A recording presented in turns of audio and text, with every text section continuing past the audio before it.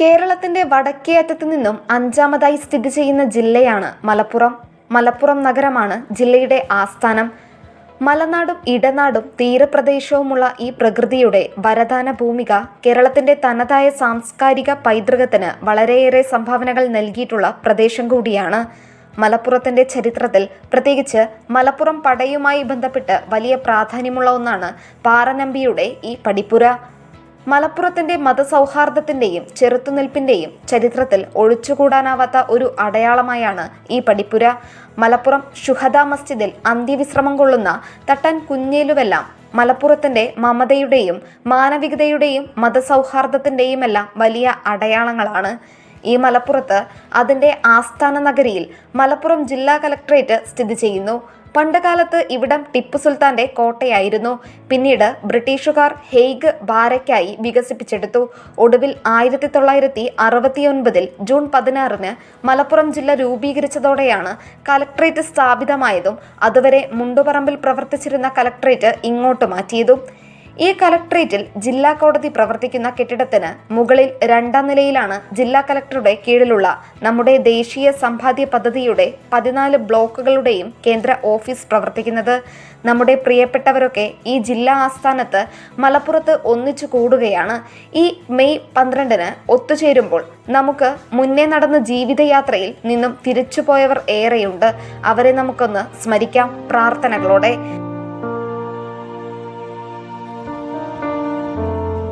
അരനൂറ്റാണ്ട് മുമ്പ് പ്രതിസന്ധികളും പ്രയാസങ്ങളും തരണം ചെയ്ത് ഈ ജോലി ചെയ്തിരുന്നവർ പലരും ഇന്ന് വിശ്രമ ജീവിതം നയിക്കുന്നു. അല്പസമയം അവരുടെ ഓർമ്മകളിലൂടെ നമുക്കൊന്ന് സഞ്ചരിക്കാം. ഒപ്പം ഈ പദ്ധതിയുടെ നെടുംതൂണുകളായി പ്രവർത്തിച്ചു വരുന്ന പുതിയ കാലത്തിന്റെ പ്രതിനിധികളുടെ അനുഭവങ്ങളും കാണാം. 1976 ഇന്ദിരാഗാന്ധി പ്രധാനമന്ത്രി ആയിരുന്നു. അപ്പോഴാണ് ഞാൻ മഹിളാ സമാജത്തിൽ വർക്ക് ചെയ്തിരുന്നു. ആദ്യം എഴുതാനും വായിക്കാനും അറിയുന്ന ആൾക്കാരെ ദേശീയ സമ്പാദ്യ പദ്ധതി എന്ന് പറഞ്ഞിട്ട് എന്താണെന്നറിയോ, 2% കമ്മീഷൻ മാത്രമേ ഉള്ളൂ. ഈ 2% എന്ന് പറഞ്ഞു കഴിഞ്ഞാൽ 100 രൂപയ്ക്ക് 2 രൂപ. അന്നൊക്കെ 5 രൂപയും 10 രൂപയും വലുതാണ്. ആ 5 രൂപയ്ക്കും 10 രൂപയ്ക്കും നമ്മൾ 5 രൂപയുടെ ഒരു അക്കൗണ്ട് കിട്ടണമെന്നുണ്ടെങ്കിൽ 10 പ്രാവശ്യമെങ്കിലും ആ വീട്ടിൽ പോകണം. അത്രയും കഷ്ടപ്പെട്ടിട്ടാണ്. അങ്ങനെ 20 പ്രാവശ്യം 5 രൂപയുടെ അക്കൗണ്ടിന് ഒരു വീട്ടിൽ പോകണം. അങ്ങനെ ഉള്ള കഷ്ടപ്പാടുകളൊക്കെ സഹിച്ചിട്ട് ഞാൻ എങ്ങനെയെങ്കിലും ഈ പദ്ധതിയെ നിലനിർത്തണം എന്നാണ് സർക്കാരിൻ്റെ ആവശ്യം. അപ്പോൾ അതിനു വേണ്ടി ഞങ്ങൾ യത്നിച്ചതാണ്. അങ്ങനെ അന്ന് എന്താണെന്ന് വെച്ചാൽ വാഹനങ്ങളില്ല, റോഡില്ല, വെറും പറമ്പിൽ ചതുപ്പ് നിലങ്ങളിൽ കൂടി നടന്നിട്ട് വേണം. ഒക്കെ വൃത്തിഹീനങ്ങളാണ്. അതിൽ കൂടെ നടന്നിട്ട് വേണം ഞങ്ങൾക്ക് ഈ സംഗതികൾ ചെയ്യാൻ. അപ്പം മഹിളാസമാജത്തിൽ കൂടി ഞങ്ങൾ പോയി പണപ്പിരിവൊക്കെ നടത്തി അംഗനവാടിക്ക് ഇവർ സമാജക്കാരും ഒരു തുക കൊടുക്കണം. ബാക്കിയേ സർക്കാർ എടുക്കുകയുള്ളൂ. അങ്ങനെ ഒരു അംഗനവാടിയൊക്കെ ഉണ്ടാക്കി. അപ്പോൾ ഈ തങ്കമണി എന്ന് പറഞ്ഞ കുട്ടീനെ അവിടെ ടീച്ചറാക്കി വർക്കറാക്കിയിട്ട് നിർത്തി. അങ്ങനെ ആ കുട്ടി ഞാനും കൂടി കുറേ ലോകമൊക്കെ ചുറ്റി. ഇപ്പം ഈ ഒറ്റയ്ക്ക് ഇപ്പം അതുമല്ല, ഇപ്പോൾ ഒരു എളുപ്പ വഴിയിൽ കൂടി നമ്മൾ പോവുക എന്ന് പറഞ്ഞാൽ തിരിച്ചു വരുമ്പോൾ എളുപ്പ വഴി നിശ്ചയില്ല. ആ കോലത്തിലൊക്കെ വർക്ക് ചെയ്ത ആളാണ് ഞാൻ. 1976 എന്ന് പറഞ്ഞാൽ തന്നെ ആൾക്കാർക്ക് ഏകദേശം മനസ്സിലാവും കാര്യങ്ങൾ. എന്താണെന്നറിയോ, ഡയറക്ടർ ഓഫീസിൽ നിന്ന്, റീജിയണൽ ഡയറക്ടർ ഓഫീസിൽ നിന്ന് തിരുവനന്തപുരത്ത് നിന്ന് റെസീപ്റ്റ് ബുക്ക് വരണം. ആ റെസീപ്റ്റ് കൊടുക്കാതെ പൈസ വാങ്ങാൻ പാടില്ല മനുഷ്യരുടെ അടുത്ത് നിന്ന്. കുടുങ്ങിയോ? അത് എത്ര അങ്ങോട്ട് എഴുതി അയച്ചാലും അവർ റെസീപ്റ്റ് ബുക്ക് അയച്ചു തരൂല. അങ്ങനെ ഞങ്ങൾ കൊടി പിടിച്ചിട്ടാണ് ഇന്നത്തെ ഇൻവെസ്റ്റർ കാർഡ് ഉണ്ടാക്കിയത്. കാരണം അവരുടെ അടുത്ത് നിന്ന് കിട്ടിയിട്ട് നമുക്കിത് കൊടുക്കാൻ പറ്റുമെന്ന് കൊടുക്കാൻ പറ്റൂല, പൈസ പിരിക്കാൻ പറ്റൂല. അങ്ങനെ ഇടങ്ങറായിട്ട് ഒരു 3 കൊല്ലം വർക്ക് ചെയ്തിട്ട് എനിക്ക് ഒരു 76.75 രൂപ കിട്ടാണ്ട് 3 കൊല്ലം വർക്ക് ചെയ്തിട്ട്. അപ്പോൾ രസീത് ബുക്ക് അവരുടെ അടുത്ത് നിന്ന് കിട്ടിയപ്പോഴേക്കും എനിക്ക് ഇതുണ്ടല്ലോ, ഇതുണ്ട്. അന്നൊക്കെ 75-76 റുപ്യൊക്കെ കിട്ടുക എന്ന് പറഞ്ഞാൽ ഒരു വലിയ കാര്യം തന്നെയാണ്. പക്ഷെ ആ 76 റുപ്യ 2-3 കൊല്ലം വർക്ക് ചെയ്തിട്ട് കിട്ടിയതാ അപ്പോൾ അത്. എന്നിട്ട് അത് കിട്ടുമല്ലോ എന്ന് വിചാരിച്ച അന്ന് ചെറിയൊരു വീടാണ് ഇവിടെ, പിന്നെ കല്യാണം കഴിച്ചു കൊടുന്ന വീടത്. അപ്പോൾ ആ വീട്ടില് പിന്നെ വീട്ടിൻ്റെ മുറ്റത്ത് ഞാൻ നിൽക്കുമ്പോൾ പോസ്റ്റ്മാൻ അന്ന് പിന്നെ ബ്ലോക്ക് ഓഫീസിൽ നിന്നല്ല, പിന്നെ നമ്മളുടെ മലപ്പുറം കളക്ടർ ഓഫീസിൽ നിന്ന് ഒരു ബോർഡ് തരും. ഏത് ബോർഡ്? പിന്നെ സൗദാമിനി MPKVY ഏജൻറ്, പിന്നെ മലപ്പുറം കളക്ടറേറ്റ് എന്നൊക്കെ പറഞ്ഞിട്ട് ഒരു ബോർഡ് ഉണ്ടോ. അപ്പോൾ ആ ബോർഡ് ഉമ്മർത്ത് വെക്കണം എന്നാണ് ബ്ലോക്കുകാർ പറയുക. അന്നൊക്കെ ബ്ലോക്കിലാണ് ഞങ്ങൾ മീറ്റിങ്ങിന് പോവുക. ഇപ്പം പിന്നെ മലപ്പുറത്തായി. അങ്ങനെ അതവിടെ വെച്ചപ്പോൾ പോസ്റ്റ്മാൻ ഒരു ദിവസം വന്നപ്പോൾ ഈ ബോർഡ് കണ്ട്. അപ്പോൾ ഈ ബോർഡ് നിങ്ങൾക്ക് എവിടെ നിന്ന് കിട്ടി, എങ്ങനെയാണ് എന്താണെന്നൊക്കെ ആ പോസ്റ്റ്മാൻ ചോദിച്ചു. അപ്പം ഞാൻ പറഞ്ഞു ഇങ്ങനെയൊക്കെയാണ്, RD ഏജൻ്റാണ് ഞാൻ, പക്ഷേ പിന്നെ വർക്ക് ചെയ്യാന്ന് പറഞ്ഞാൽ ഒരു ഗതികെട്ട കാര്യം മോനെ. ഒരു വാഹനങ്ങളൊന്നുമില്ല. നിങ്ങൾ എൻ്റെ വീട് പട്ടരപ്പറമ്പിലാണ്. നിങ്ങളൊരു ദിവസം അങ്ങോട്ട്, അത് ഇവിടുന്ന് കുറച്ച് തെക്ക് ഭാഗത്തേക്കാണ്, നിങ്ങളൊരു ദിവസം അങ്ങോട്ട് വരുമോ? ഞാൻ കുറച്ച് ആൾക്കാരെയൊക്കെ നിങ്ങൾക്ക് ചേർത്തി തരാം. പോസ്റ്റ്മാനല്ലേ, അപ്പോൾ അയാൾക്ക് അതൊക്കെ അറിയാലോ. അങ്ങനെ വരാമെന്നൊക്കെ പറഞ്ഞ് അത് കുറച്ചാണ്ട് പോകണം. നടന്നു പോകണവർക്ക് ഭയങ്കര ദൂരമാണ്. പക്ഷേ അതിനേക്കാളും ദൂരമൊക്കെ ഞാൻ പോയിട്ടുണ്ട് കേട്ടോ, അതുകൊണ്ട് അറിയില്ല. എന്നിട്ട് അങ്ങനെ പോയി, അങ്ങനെ അതൊക്കെ ചെയ്ത് അപ്പോൾ ഇത് കിട്ടുമല്ലോ എന്നുള്ളൊരു ആശയോടൊക്കെ നടക്കുമ്പോൾ പോസ്റ്റ്മാൻ ഒരു പ്രാവശ്യം വന്ന്. പോസ്റ്റ്മാൻ ഇവിടെ ഇങ്ങനെ എത്തിയപ്പോൾ ഞാനിങ്ങനെ ഉമ്മർത്ത് നിൽക്കുക. ഇട്ടാണ്ടല്ലോ നമ്മളെ മനസ്സിലുണ്ടാവുമല്ലോ അത്. അപ്പോൾ പോസ്റ്റ്മാൻ വന്നപ്പോൾ നിങ്ങൾക്കൊരു ലെറ്റർ ഉണ്ട് കേട്ടോ, കവറുണ്ട് എന്ന് പറഞ്ഞിട്ട് തന്ന്. കമ്മീഷൻ കിട്ടാണ്ടല്ലോ എന്നുള്ള ആ ഒരു ആശയിലേക്ക് ചെന്നപ്പോൾ എന്താണെന്നറിയുമ്പോൾ ആദ്യം ഞാൻ അവിടെ പിന്നെ അതാ ഞാൻ പറയുന്നത്, ഒരു ചെറിയ വീടാണ്. അപ്പോൾ പിന്നെ നല്ല വെയിലാണ്. പക്ഷേ ആ പോസ്റ്റ്മാൻ വന്നത് ഒരു 12 മണിക്കാണ്, ഉച്ചയ്ക്ക് 12 മണിക്ക്. അത് ഞാൻ വാങ്ങി അവിടെ പോസ്റ്റ്മാനാണ്ട് പോവുകയും ചെയ്ത് ഒപ്പിട്ട് കൊടുത്ത് പോസ്റ്റ്മാൻ പോയി. അത് ഞാൻ വാങ്ങി ഒന്ന് പിന്നെ പൊളിച്ച് നോക്കിയപ്പോഴെന്താണെന്നറിയോ, അതിലെഴുതിയിരിക്കുന്നത് നിങ്ങൾ രസീതില്ലാതെ ഈടാക്കിയ പണത്തിന് നിങ്ങൾക്ക് കമ്മീഷൻ തരുന്നതല്ല. എന്താ നിങ്ങളൊന്ന് ആലോചിച്ച് നോക്കിയാൽ ആ ഒരു വേദന ഇന്നും എൻ്റെ മനസ്സിലുണ്ട്. ഞാൻ ഇന്നും മറന്നിട്ടില്ല. എൻ്റെ പേര് സരോജിനി. തുടങ്ങിയത് 1986 ഡിസംബറിൽ. നിർത്തിയത് 2022 മാർച്ചിൽ. മലപ്പുറം ഹെഡ്ക്വാർട്ടേഴ്സ് ഏജൻ്റാണ്, പരപ്പനങ്ങാടി പോസ്റ്റ് ഓഫീസ്. അത് മക്കൾക്ക് വീടെടുത്തു കൊടുത്തു. ആദ്യം അച്ഛൻ തന്ന സ്ഥലത്ത് വീടെടുത്തു. പിന്നെ 2006 രണ്ടാളും വേറെയായിട്ട് ചെറിയ മൂത്തമകന് സ്ഥലം വാങ്ങി വീട് വെച്ചു കൊടുത്തു.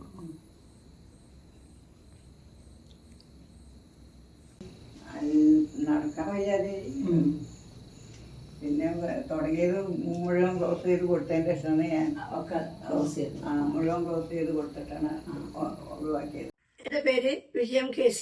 ഞാൻ മലപ്പുറത്താണ് താമസം. ഞാൻ 1991 മുതൽ മലപ്പുറം നാഷണൽ സേവിങ്സിലെ ഹെഡ്ക്വാർട്ടേഴ്സിലെ ഏജന്റായിട്ട് പ്രവർത്തിക്കുന്നു. ഏകദേശം 34 വർഷത്തോളമായി. ഇന്ന് വരെ യാതൊരു തരത്തിലുള്ള ഫ്രോഡോ ഒന്നും ചെയ്യാതെ സത്യസന്ധമായി വർക്ക് ചെയ്തിട്ടുണ്ടെന്ന് എനിക്ക് ആത്മവിശ്വാസമുണ്ട്. പക്ഷേ ഈ 2-3 വർഷത്തായിട്ട് എനിക്ക് എൻ്റെ ശാരീരികമായിട്ടുള്ള പ്രശ്നങ്ങൾ കാരണം വിചാരിച്ചത്ര രീതിയിൽ വർക്ക് ചെയ്യാൻ പറ്റുന്നില്ല. ഇനിയും ഇതുപോലെ തന്നെ പോവുകയാണെങ്കിൽ ഉള്ള അക്കൗണ്ടുകൾ നേരാവണ്ണം അടച്ചു കഴിഞ്ഞ് എങ്ങനെയെങ്കിലും ഇത് എൻ്റെ ഈ വർക്ക് നിർത്തേണ്ടി വരുമോ എന്നുള്ള പ്രയാസത്തിലാണ് ഞാൻ. ഇത്രയൊക്കെ എനിക്ക് പറയാനുള്ളൂ. ഇതൊക്കെയാണ് എൻ്റെ അനുഭവങ്ങൾ. എൻ്റെ പേര് ചന്ദ്രികമ്മ. ഞാൻ 1986 മഹിളാ പ്രധാൻ ഏജൻ്റായി കാലിക്കറ്റ് യൂണിവേഴ്സിറ്റി പോസ്റ്റ് ഓഫീസിൽ ജോലിക്ക് ചേർന്നത്. 44 വയസ്സാണ്. അന്ന് എൻ്റെ ഭർത്താവ് എനിക്ക് നല്ല സപ്പോർട്ടായതുകൊണ്ട് അതെല്ലാം എനിക്ക് തരണം ചെയ്യാൻ പറ്റി. 30 വർഷത്തോളം ഞാൻ ജോലി ചെയ്തു. തിരൂർ ഹെഡ് പോസ്റ്റ് ഓഫീസിലെ RD ഏജൻ്റാണ്. എനിക്ക് 1984 മാർച്ച് 23 1000 രൂപയുടെ കരാറടിസ്ഥാനത്തിൽ ഡിസ്ട്രിക്ട് കളക്ടർ സമ്മതപത്രം തന്നു. മെയ് 1 മുതലാണ് ഞാൻ ഏജൻസി പ്രവർത്തനം ആരംഭിച്ചത്. അങ്ങനെ കൊച്ചു കൊച്ചു സമ്പാദ്യങ്ങൾ വാങ്ങിച്ച് പോസ്റ്റ് ഓഫീസിൽ കൃത്യമായി പൈസ അടച്ചു. അതുപോലെ കൃത്യമായിട്ട് പൈസ മേടിക്കാൻ പോകും. 5 വർഷം കഴിയുമ്പോൾ കസ്റ്റമേഴ്സിന് കൃത്യസമയത്ത് തന്നെ പൈസ വാങ്ങിച്ചു കൊടുക്കുകയും ചെയ്യാറില്ല. അതുകൊണ്ട് അവർ സംതൃപ്തിയാണ്. പിന്നെ അങ്ങനെ ഞാൻ 39 കൊല്ലം ജോലി ചെയ്തു. പിന്നെ ജോലിയിൽ നിന്ന് കിട്ടുന്ന സമ്പാദ്യം കൊണ്ട് ജീവിതം മുന്നോട്ട് പോയി. 10 വർഷം ഞാനും എൻ്റെ ഹസ്ബൻഡും കൂടിയിട്ടാണ് വർക്കിന് പോയിരുന്നത്. 10 വർഷം കഴിയുമ്പോൾ അദ്ദേഹം മരിച്ചുകൊണ്ട് പിന്നെ ഒറ്റയ്ക്കാണ് ഞാൻ ജോലി ചെയ്ത് കുടുംബം നോക്കിയിരുന്നു, എല്ലാ കാര്യങ്ങളും ചെയ്യുന്നു. ആരുടെയും ആശ്രയം കൂടാതെ ആരോടും പൈസ ചോദിക്കാതെ സുഖമായി ജീവിച്ചു. പൈസ കൃത്യമായി അടയ്ക്കലും 10 പൈസ പിഴവില്ലാതെ എല്ലാ മാസവും അടയ്ക്കാറുണ്ട്. ഓഫീസർമാർക്ക് വലിയ തൃപ്തിയാണ്. ഏത് ഓഫീസിൽ എന്നാലും വലിയ ബഹുമാനമാണ്. പിന്നെ 39 കൊല്ലം 2025 മെയ് 31 വരെ ജോലി ചെയ്തു. അതിനുശേഷം 2025 ജനുവരി 31-ാം തീയതി ഒരു കൊച്ചു വീട് വാങ്ങിച്ചു. അതെൻ്റെ സ്വപ്ന സാഫല്യമായിരുന്നു. അതിപ്പോൾ സുഖമായിട്ട് ജീവിക്കുന്നു. ഒരാൾക്കും ഒരു കടബാധ്യതയില്ലാണ്ട് സ്വന്തമായ അധ്വാനം കൊണ്ട് വീടുണ്ടാക്കി ജീവിക്കുന്നു. അതുകൊണ്ട് ജീവിതം ആഹ്ലാദമാണ്. കൃത്യനിഷ്ഠയോടും സത്യസന്ധതയോടും കൂടി ജോലി ചെയ്തുകൊണ്ട് എപ്പോഴും എനിക്ക് ഏത് ഓഫീസിൽ ചെന്നാലും വളരെ ബഹുമാനമാണ് എല്ലാ ഓഫീസർമാരും. ഇപ്പോഴും അതേപോലെ ഏജൻസിയിൽ പ്രവർത്തിക്കുന്ന എല്ലാ ഏജൻറ്റുമാരും നമ്മുടെ ചങ്ങാതികളാണ്. എന്താവശ്യമുണ്ടെങ്കിൽ എന്നെ വിളിക്കും, ഞാൻ ഓഫീസിരിക്കുന്നു. അതാണ് എനിക്ക് കിട്ടിയ നല്ല സമ്പാദ്യം, നല്ല ചങ്ങാതികൾ. ഈ സംഗമത്തിന് ഒട്ടേറെ പ്രഗത്ഭ വ്യക്തികൾ ആശംസകൾ നേർന്നു കഴിഞ്ഞു. നമ്മുടെ മുൻ MLA ആയിരുന്ന P. ഉബൈദുള്ള ആദ്യം. പ്രിയപ്പെട്ടവരെ, നമ്മുടെ സമൂഹത്തിൽ സമ്പാദ്യശീലം വളർത്തുന്നതിൽ പ്രധാന പങ്ക് വഹിക്കുന്നവരാണ് RD കളക്ഷൻ ഏജന്റുമാർ. ഈ സേവന പ്രവർത്തനത്തോടൊപ്പം സാമൂഹ്യ പ്രതിബദ്ധതയുള്ള നിരവധി കർമ്മ പദ്ധതികൾ കൂടി ആവിഷ്കരിച്ച് നടപ്പാക്കി ജനഹൃദയങ്ങൾ കീഴടക്കിയവരാണ് RD കളക്ഷൻ ഏജന്റുമാർ. ഈ ഏജന്റുമാരുടെ മലപ്പുറം ജില്ലാ സമ്മേളനം 2026 മെയ് 12 കൂട്ടിലങ്ങാടി റെയിൻബോ ഓഡിറ്റോറിയത്തിൽ വെച്ച് നടക്കുകയാണ്. സമ്മേളനത്തിന് എല്ലാവിധ വിജയാശംസകൾ നേരുന്നു. മലപ്പുറം നഗരസഭാ ചെയർപേഴ്സൺ അഡ്വക്കേറ്റ് റിനീഷ V. ആശംസകൾ നേർന്നു. നമസ്കാരം. മെയ് 12 മലപ്പുറം കൂട്ടിലങ്ങാടി റെയിൻബോ ഓഡിറ്റോറിയത്തിൽ വെച്ച് നടക്കുന്ന മഹിളാ പ്രധാൻ ഏജന്റുമാരുടെ സമ്മേളനം, ജില്ലാ സമ്മേളനം നടക്കുകയാണ്. എൻ്റെ എല്ലാവിധ ആശംസകളും നേരുന്നു. അതോടൊപ്പം ഒരു സ്ത്രീയെ സംബന്ധിച്ചിടത്തോളം സാമ്പത്തിക ഭദ്രതയാണ് ഏറ്റവും വലിയ സ്വാതന്ത്ര്യം. അതിനുവേണ്ടി നമ്മളെ നാടുകളിൽ നിന്നൊക്കെ തന്നെ, വീടുകളിൽ നിന്നൊക്കെ തന്നെ ഈ RD ഏജന്റുമാർ വന്ന് കളക്ട് ചെയ്ത് അതുവഴി അവരുടെ ഒരു ജോലിയും അതുപോലെ തന്നെ ഈ കളക്ഷനിലേക്ക് സംഖ്യ നിക്ഷേപിക്കുന്നവരുടെ ഒരു ഭദ്രതയും എല്ലാം കൂടെ ചേർത്ത് വർഷങ്ങളായി ഇവിടെ ഒരു പോസ്റ്റൽ ഡിപ്പാർട്ട്മെന്റിന്റെ ഒരു സംവിധാനം നടന്നു വരികയാണ്. ഇതുവഴി ഒരുപാട് നമ്മൾ പ്രതീക്ഷിക്കാത്ത ഒരു സേവിങ്സ് നമ്മൾക്ക് ഒരു എമർജൻസി സിറ്റുവേഷനിൽ നമുക്ക് കിട്ടുന്ന സമയത്ത് ഉണ്ടാവുന്ന ഒരു സമാധാനം, അല്ലെങ്കിൽ ചികിത്സാ സഹായത്തിനോ വിവാഹത്തിനോ വിദ്യാഭ്യാസത്തിനോ ഒക്കെ തന്നെയും നമുക്കിത് എടുക്കാൻ നമ്മൾ ഈ അറിയാതെ ഒരു ഡെപ്പോസിറ്റ് കിട്ടുമ്പോൾ ഉള്ള ഒരു സമാധാനവും സന്തോഷവും അതിനൊക്കെ സഹായിക്കുന്ന RD ഏജന്റുമാർ. ഈ അവസരത്തിൽ ഞാൻ അവരെല്ലാവരെയും അഭിനന്ദിക്കുകയാണ്. നന്ദി, നമസ്കാരം. ദേശീയ സമ്പാദ്യ പദ്ധതി മലപ്പുറം ജില്ല നടത്തുന്ന ഏജന്റ് RD ഏജന്റുമാരുടെ സംഗമം ഈ വരുന്ന മെയ് 12-ാം തീയതി റെയിൻബോ ഓഡിറ്റോറിയത്തിൽ വെച്ച് നടക്കുകയാണ്.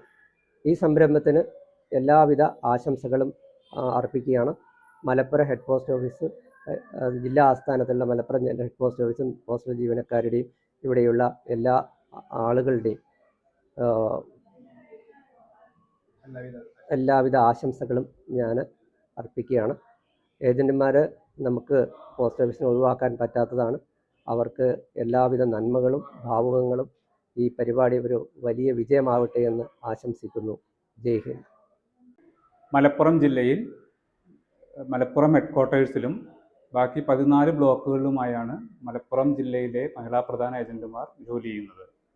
അതിൽ തന്നെ ഏറ്റവും കൂടുതൽ ഏജൻറ്റുമാർ ജോലി ചെയ്യുന്നത് ജില്ലാ കളക്ടർ നിയമിച്ച് ജില്ലാ ഓഫീസിൽ അറ്റാച്ച് ചെയ്തിരിക്കുന്ന ഹെഡ്ക്വാർട്ടേഴ്സ് ഏജൻറ്റുമാരാണ്.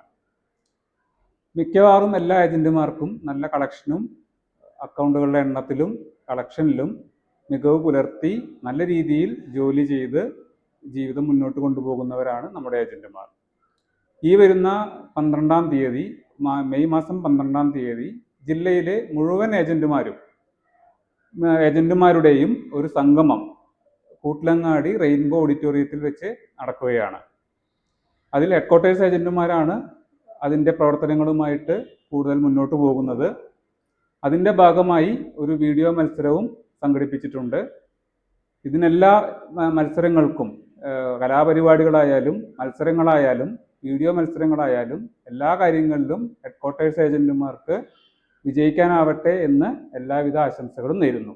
പ്രവർത്തന മികവ് കൊണ്ടും അംഗബലം കൊണ്ടും വളരെ ഉന്നതമായ നിലയിൽ പ്രവർത്തിക്കുന്ന NST ഹെഡ്ക്വാർട്ടേഴ്സ് യൂണിറ്റിലെ ഏജൻറ്റുമാർ നാളിതുവരെ നിക്ഷേപ സമാഹരണ മേഖലയിലും സാമൂഹ്യ സേവന രംഗത്തും നൽകിയ സംഭാവനകൾ വളരെ നിസ്തുലമാണ്. വളരെ കാലഘട്ടത്തിന് ശേഷം മലപ്പുറം ജില്ലയിലെ NST ഏജൻറ്റുമാരുടെ ഒരു ജില്ലാതല സംഗമം ഈ വരുന്ന മെയ് 12-ന് റെയിൻബോ ഓഡിറ്റോറിയത്തിൽ വെച്ച് നടക്കുകയാണ്. ഈ മഹത്തായ സംഗമത്തോടനുബന്ധിച്ച് NST ഹെഡ്ക്വാർട്ടേഴ്സ് യൂണിറ്റ് ഒരു യൂട്യൂബ് വീഡിയോ പുറത്തിറക്കുന്നു എന്നറിഞ്ഞതിൽ അതിയായ സന്തോഷമുണ്ട്. ഈ വേളയിൽ NST യൂണിറ്റിന് എല്ലാ ഹൃദയം നിറഞ്ഞ അഭിനന്ദനങ്ങളും എല്ലാ ഭാവങ്ങളും നേരുന്നു. കർമ്മോത്സുകരും സ്നേഹസമ്പന്നരുമായ മലപ്പുറം ജില്ലയിലെ ദേശീയ സമ്പാദ്യ പദ്ധതി ഏജന്റുമാരുടെ കൂട്ടായ്മയ്ക്ക് എല്ലാവിധ ആശംസകളും നേരുന്നു. നിങ്ങളോട് മനസ്സുകൊണ്ട് എനിക്ക് ഏറ്റവും അടുപ്പം തോന്നിയിട്ടുള്ള ജില്ലയാണ് മലപ്പുറം ജില്ല എന്ന് പറയുന്നത്. ഞാൻ ഡയറക്ടറായിട്ടിരുന്നപ്പോഴാണെങ്കിലും ഞാനിവിടെ ജില്ലാ ഓഫീസറായിട്ടിരുന്നപ്പോഴാണെങ്കിലും യാതൊരു വിധത്തിലുള്ള പ്രശ്നങ്ങളും ഉണ്ടാക്കാത്ത ഒരു വിഭാഗം ഏജന്റുമാരായിരുന്നു മലപ്പുറം ജില്ലയിലുണ്ടായിരുന്നു. അതുകൊണ്ട് തന്നെ എനിക്ക് വളരെ നന്നായി അവിടെ ജോലി ചെയ്യാൻ സാധിച്ചു. എൻ്റെ സർവീസിലെ ആദ്യത്തെ ഇൻഡിപെൻഡൻറ്റ് ചാർജ് ഞാൻ അവിടെയാണ് വന്ന് ചെയ്തത്. പക്ഷെ അതെൻ്റെ ജീവിതത്തിലുടനീളം, എൻ്റെ സർവീസിലുടനീളം എനിക്കൊരു മാതൃകയായിരുന്നു. അപ്പോൾ നിങ്ങളെയും നിങ്ങളുടെ ജില്ലയെയും ഞാൻ ഒരിക്കലും മറക്കില്ല. നിങ്ങൾ തന്ന എല്ലാ സ്നേഹത്തിനും നന്ദി പറയുന്നു. നിങ്ങളുടെ പരിപാടികളൊക്കെ ഭംഗിയായിട്ട് നടക്കട്ടെ എന്ന് ആശംസിക്കുന്നു. ഓരോ മാസവും മാസാന്ത മീറ്റിംഗ് മലപ്പുറത്ത് നടന്നു വരുന്നു. ജില്ലയുടെ എല്ലാ ഭാഗത്തു നിന്നുമുള്ള ഏജന്റുമാർ പങ്കെടുക്കുന്ന മീറ്റിംഗ് ഇക്കഴിഞ്ഞ ഏപ്രിൽ മാസം മലപ്പുറത്ത് നടന്നു. ഒട്ടേറെ ത്യാഗങ്ങൾ സഹിച്ചാണ് നമ്മുടെ മുൻഗാമികൾ പലരും ഈ വഴി തെളിച്ചിട്ടത്. ആ പാതയിലൂടെ നമ്മൾ മുന്നോട്ട് ഗമിക്കുമ്പോൾ പുതിയ പ്രതിസന്ധികൾ നമുക്ക് മുന്നിലുണ്ടെന്ന് വസ്തുതയാണ്. അവർക്കുമുണ്ട് നേട്ടങ്ങളുടെയും കോട്ടങ്ങളുടെയും കഥ പറയാൻ. അതെങ്ങനെ നമ്മൾ കഷ്ടപ്പെട്ട് അധ്വാനിച്ചാൽ അതിൻ്റെ ഫലം നിർബന്ധമായും കിട്ടും എന്നുള്ളതാണ് എൻ്റെ ജീവിതം കൊണ്ട് ഞാൻ പഠിച്ചത്. പിന്നെന്ന് പറഞ്ഞാൽ ഞാനും തന്നെ ഏജൻസി എടുത്തത് 1986 ഏജൻസി എടുത്തത്. അന്നൊക്കെ പറഞ്ഞാൽ നല്ല കഷ്ടപ്പെട്ടിട്ട് ജീവിച്ചു പോയിരുന്ന ഒരു കാലഘട്ടം. അന്ന് പറഞ്ഞ മേൽ തന്നെ 5 രൂപ 10 രൂപ മുതൽക്കായിരുന്നു കളക്ഷനൊക്കെ ഉണ്ടായിരുന്നു. ഒരുപാട് ബുദ്ധിമുട്ടാണ്. അതിന് തന്നെ കുറേ പ്രാവശ്യം നമ്മൾ അവരെ വീടുകളിൽ പോയി കൊണ്ടിരിക്കുകയാണ്. പക്ഷെ അതിന്നൊക്കെ മാറി ഇപ്പം നല്ല ഒരു രീതിയിൽ ആൾക്കാർക്കും തന്നെ ഇതിനെപ്പറ്റി അന്ന് സമ്പാദ്യ പദ്ധതി എന്താണ്, ദേശീയ സമ്പാദ്യ പദ്ധതി എന്താണെന്ന് ജനങ്ങൾക്ക് അറിയില്ല. ഇപ്പോഴും പറഞ്ഞാൽ നമ്മളത് പറഞ്ഞു കൊടുക്കേണ്ട ആവശ്യമില്ല. അവർക്ക് തന്നെ അത് നന്നായിട്ട് അറിയാം. നമ്മൾ പറഞ്ഞു കൊടുക്കുക, അതിനനുസരിച്ചുള്ള മാറ്റങ്ങളുണ്ട്. പിന്നെ എനിക്കൊക്കെ എന്ന് പറഞ്ഞിട്ടുണ്ടെങ്കിൽ ഇന്ന് എന്തൊക്കെ ഉണ്ടോ അതുള്ളത് മുഴുവൻ ഈ സമ്പാദ്യ പദ്ധതി RD ഏജൻസിയിലൂടെയാണ് എനിക്കുണ്ടായത്. ഇപ്പം മോളെ കല്യാണം കഴിച്ചു. പിന്നെ ഹസ്ബൻഡിൻ്റെ സപ്പോർട്ട് എനിക്ക് നന്നായിട്ടുണ്ടായിരുന്നു. അവർ വിശ്വനാഥൻ എന്നാണ് ഭർത്താവിൻ്റെ പേര്. അവർ SAS ഏജൻ്റായിരുന്നു. പിന്നെ അവരും ഞാനും കൂടിയാണ് കളക്ഷനൊക്കെ പോയി കൊണ്ടിരുന്നത്. എൻ്റെ ഹസ്ബൻഡിൻ്റെ നല്ല സപ്പോർട്ട് ഉണ്ടായത് കാരണമാണ് എനിക്ക് ഇന്നിതിൽ ഏറ്റവും ടോപ്പറായിട്ട് നിൽക്കാൻ പറ്റിയത്. പിന്നെ അവർ ഒരു SAS ഏജൻ്റ് ആയിരുന്നു. അത്യാവശ്യം തെറ്റില്ലാത്ത കളക്ഷൻ അവർക്കുണ്ടായിരുന്നു. ഞങ്ങൾ രണ്ടാളും കൂടിയാണ് കളക്ഷന് പോയിക്കൊണ്ടിരുന്നിരുന്നത്. പിന്നെ ഈ പണിയിലൂടെ തന്നെയാണ് ഞങ്ങൾ ഇന്ന് എന്തുണ്ടാക്കിയിട്ടുണ്ടെങ്കിൽ വീട് വെച്ചതായാലും മകളെ കല്യാണം കഴിച്ചതും ഒക്കെ അതും തന്നെ അത്യാവശ്യം നല്ല രീതിയിൽ കഴിച്ചിട്ടുണ്ടായിരുന്നു. ഇപ്പം സാമാന്യം തെറ്റില്ലാത്ത രീതിയിൽ ഞങ്ങൾ ജീവിച്ചു പോയിക്കൊണ്ടിരിക്കുന്നുണ്ട്. ഞാൻ ഹെഡ് ക്വാർട്ടേഴ്സിലെ മഹിളാ പ്രധാൻ ഏജന്റ് സജിത. ഞങ്ങളുടെ പ്രവർത്തനത്തിൻ്റെ പ്രധാന പ്രശ്നങ്ങളെക്കുറിച്ച് പറയാനാണ് ഞാൻ ആഗ്രഹിക്കുന്നത്. RDയുടെ ഇൻട്രസ്റ്റ് റേറ്റ് ഇടയ്ക്കിടയ്ക്ക് കുറയുന്നത് കൊണ്ട് ആളുകൾക്ക് മറ്റുള്ള ധനകാര്യ സ്ഥാപനങ്ങൾ കൂടുതൽ ഇൻട്രസ്റ്റ് കൊടുക്കുന്നത് കൊണ്ടും അതിലേക്കാണ് കൂടുതൽ എല്ലാവർക്കും താല്പര്യം വരുന്നത്. അതുപോലെ PMCയുടെ കാലാവധി 3 വർഷമായതുകൊണ്ട് ആളുകൾക്ക് അത്യാവശ്യം വരുന്ന സമയത്ത് അതെടുക്കാൻ സാധ്യമല്ല. മറ്റുള്ള ധനകാര്യ സ്ഥാപനങ്ങൾ 6 മാസം കൂടുമ്പോഴും 1 വർഷമാകുമ്പോഴും 2 വർഷമാകുമ്പോഴും എപ്പോൾ വേണമെങ്കിലും പിൻവലിക്കാമെന്നുള്ള ഒരു സൗകര്യം ഉള്ളതുകൊണ്ട് ആളുകൾ മറ്റ് ധനകാര്യ സ്ഥാപനങ്ങളെ ആശ്രയിക്കുന്നു. നമ്മളുടെ അക്കൗണ്ട് കൂടുതലും അങ്ങോട്ടേക്കാണ് പോകുന്നത്. നമ്മൾക്ക് ഇൻട്രസ്റ്റ് റേറ്റ് കൂട്ടുകയും PMCയുടെ കാലാവധി 1 വർഷമാക്കി മാറ്റുകയും ചെയ്യുകയാണെങ്കിൽ കൂടുതൽ അക്കൗണ്ട് സമാഹരിക്കാൻ കഴിയുമെന്നാണ് തോന്നുന്നത്. ഞാൻ 35 വർഷമായി ഈ ദേശീയ സമ്പാദ്യ പദ്ധതി സ്കീമിൽ വർക്ക് ചെയ്യുന്നു. എൻ്റെ മക്കളുടെ വിദ്യാഭ്യാസം, എനിക്കൊരു വീട് എല്ലാം ഞാൻ ഈ ജോലി കൊണ്ട് നേടിയെടുത്തു. അതേപോലെ തന്നെ മക്കളെല്ലാം നല്ല നിലയിലായി. എൻ്റെ അധ്വാന ഫലം ഞാൻ ശരിക്കും ഇന്ന് അനുഭവിച്ചു കൊണ്ടിരിക്കുകയാണ്. പിന്നെ അതേപോലെ തന്നെ കമ്മീഷനും എല്ലാം കുറഞ്ഞ സമയത്ത് ഒരുപാട് സമരങ്ങളും എല്ലാം നേടിയെടുത്തതാണ് ഇന്ന് കിട്ടുന്ന എല്ലാവിധ ആനുകൂല്യങ്ങളും. സ്ത്രീകൾ സാമ്പത്തികമായി സ്വയം പര്യാപ്തത നേടുക എന്ന ഉദ്ദേശത്തോടെ 50 ആണ്ടുകൾക്ക് മുമ്പേ ഇന്ത്യയുടെ പ്രിയപ്പെട്ട പ്രധാനമന്ത്രി ഇന്ദിരാഗാന്ധി തുടക്കമിട്ട ഈ പദ്ധതിയിൽ പണം നിക്ഷേപിച്ച് അത് മികച്ച രീതിയിൽ ഉപയോഗപ്പെടുത്തുന്ന ഉപഭോക്താക്കൾ നിരവധിയുണ്ട്. ഈ നിക്ഷേപ പദ്ധതിയുടെ ഗുണങ്ങളും മേന്മകളും ഇതിന്റെ പരിമിതികളുമെല്ലാം അവർ തന്നെ പറയട്ടെ. എൻ്റെ പേര് മായ. മലപ്പുറം മൈലപ്പുറത്താണ് താമസം. എൻ്റെ അയൽവാസി കൂടിയായിട്ടുള്ള സുജാതേച്ചിയാണ് എന്നെ ദേശീയ സമ്പാദ്യ പദ്ധതിയിലെ ഒരു നിക്ഷേപകയാക്കി മാറ്റിയിട്ടുള്ളത്. എൻ്റെ ചെറിയ വരുമാനത്തിൽ നിന്ന് ഒരു സമ്പാദ്യശീലം വളർത്തിയെടുക്കാൻ ഇതെന്നെ സഹായിച്ചിട്ടുണ്ട്. വളരെ ഈസിയായി വളരെ സേഫായി സമ്പാദിക്കാൻ പറ്റുന്ന ഒരു പദ്ധതി കൂടിയാണ് ദേശീയ സമ്പാദ്യ പദ്ധതി എന്ന് നമുക്കെല്ലാവർക്കും അറിയാം. നമ്മൾ എവിടെയാണോ അവിടെ വന്ന് നമ്മുടെ കയ്യിൽ നിന്ന് നമ്മുടെ സമ്പാദ്യം ശേഖരിച്ചു കൊണ്ടുപോകുന്ന സുജാതേച്ചിയെ പോലുള്ള ഏജന്റുമാർ നമ്മുടെ കൂടെയുണ്ട്. പക്ഷേ ഒരു നിക്ഷേപക എന്ന നിലയിൽ എനിക്ക് തോന്നിയിട്ടുള്ള ഒരു അഭിപ്രായം എന്ന് പറയുന്നത്, ഓരോ മാസവും സ്നേഹത്തോടു കൂടി വിളിച്ച് നമ്മുടെ കയ്യിൽ നിന്ന് കാശ് വാങ്ങിക്കൊണ്ടു പോകുമ്പോൾ അത് തിരിച്ച് 5 വർഷം കഴിഞ്ഞ് അത് തിരിച്ച് കിട്ടണമെങ്കിൽ വളരെയധികം ബുദ്ധിമുട്ട് നമുക്ക് അനുഭവപ്പെടുന്ന ഒരു ഫീൽ എനിക്കുണ്ടായിട്ടുണ്ട്. 1 ഡേ അല്ലെങ്കിൽ ഹാഫ് ഡേ ലീവ് എടുത്ത് പോസ്റ്റ് ഓഫീസിൽ നിൽക്കേണ്ട അവസ്ഥയും ഒരുപാട് പ്രൊസീജിയർ നമ്മൾ കൈകാര്യം ചെയ്യേണ്ടതായിട്ടുണ്ട്. നമുക്കവിടെ SB അക്കൗണ്ട് വേണം.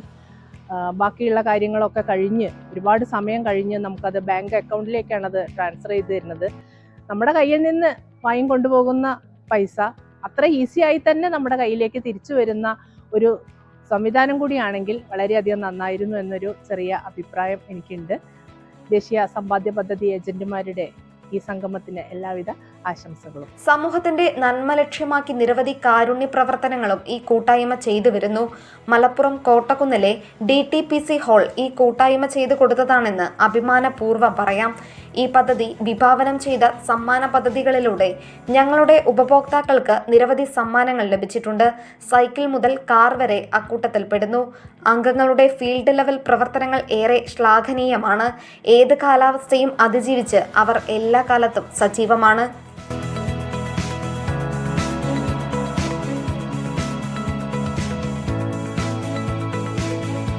കൂടാതെ കൃഷിയും മറ്റുമായി ബന്ധപ്പെട്ട അധിക വേതന ജോലികളും ഏജന്റുമാർ ചെയ്തു വരുന്നു. ഹരിതഭവനം പദ്ധതിയുടെ ഭാഗമായി നടത്തുന്ന പ്രവർത്തനങ്ങളുടെ ഭാഗമായാണ് ഈ ചൂടാറ പെട്ടി.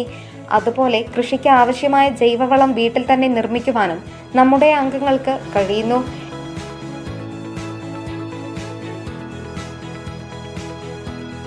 ഞാൻ RD ഏജന്റാണ്. 1992 ഏജൻസി ഇട്ടിട്ടുള്ളത്. ഇപ്പോൾ 34 വർഷമായി. ഞങ്ങൾക്ക് ആർ ഡിയുടെ പ്രവർത്തനത്തോടൊപ്പം ഏജൻസിയുടെ പ്രവർത്തനത്തോടൊപ്പം അധിക വേതന ജോലി എന്നൊരു ജോലിയും കൂടെ ചെയ്യുന്നുണ്ട്. അതിൻ്റെ ഭാഗമായിട്ട് ഞങ്ങൾ ജൈവ വസ്തുക്കളൊക്കെ അടുക്കളയിലുണ്ടാകുന്ന ജൈവ വസ്തുക്കളൊക്കെ സംസ്കരിക്കുന്നത് ഏതെങ്കിലും വിധത്തിൽ ബക്കറ്റ് കമ്പോസ്റ്റ് അല്ലെങ്കിൽ റിംഗ് കമ്പോസ്റ്റ് അല്ലെങ്കിൽ ബയോഗ്യാസ് ഇങ്ങനെയുള്ള പല മാർഗത്തിലൂടെയാണ്. അങ്ങനെയുള്ളൊരു സംവിധാനമാണ് ബക്കറ്റ് കമ്പോസ്റ്റ്. ഞാൻ ഉണ്ടാക്കുന്ന പച്ചക്കറികളുടെ വേസ്റ്റുകളെല്ലാം മുറിച്ച് ഈ ബക്കറ്റ് കമ്പോസ്റ്റിൽ നിക്ഷേപിക്കുകയും അതിൽ നിന്ന് വരുന്ന ഒരു സ്ലറിയാണിത്.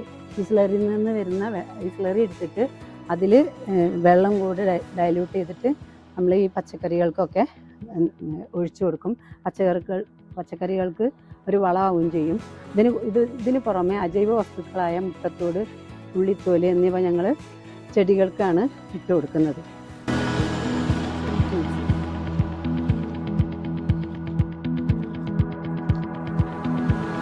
ഏജന്റുമാർക്ക് ലഭിച്ചുവരുന്ന ഇൻസെന്റീവ് ഉപയോഗിച്ച് നിർമ്മിച്ചതാണ് മലപ്പുറം കോട്ടക്കുന്നിലെ DTPC ഹാൾ. ഇത് ഏജന്റുമാർക്ക് എന്നും അഭിമാനം തന്നെയാണ്. മാസാന്ത യോഗങ്ങൾ നടത്താൻ അക്കാലത്ത് കളക്ടർ അനുമതി തന്നിരുന്നെങ്കിലും ഏറെക്കാലമായി ഈ ഹാൾ അനുവദിച്ചു തരാത്തത് ഏജന്റുമാർക്കിപ്പോൾ പ്രയാസം സൃഷ്ടിക്കുന്നു. ഇതിനൊരു പരിഹാരം കാണേണ്ടത് ഇവരുടെ വലിയ ഒരാവശ്യമായി നിലനിൽക്കുന്നു. ദേശീയ സമ്പാദ്യ പദ്ധതി സ്ത്രീകളുടെ ഉന്നമനം എന്ന ലക്ഷ്യം സഫലീകരിച്ചു എന്ന് നിസ്സംശയം പറയാം. ഇനി വരുന്ന തലമുറകൾക്ക് കൂടി ഇതൊരു കെടാവിളക്കായി കൈമാറാൻ നമുക്ക് കഴിയട്ടെ. അതിനായി കൈകോർക്കാം.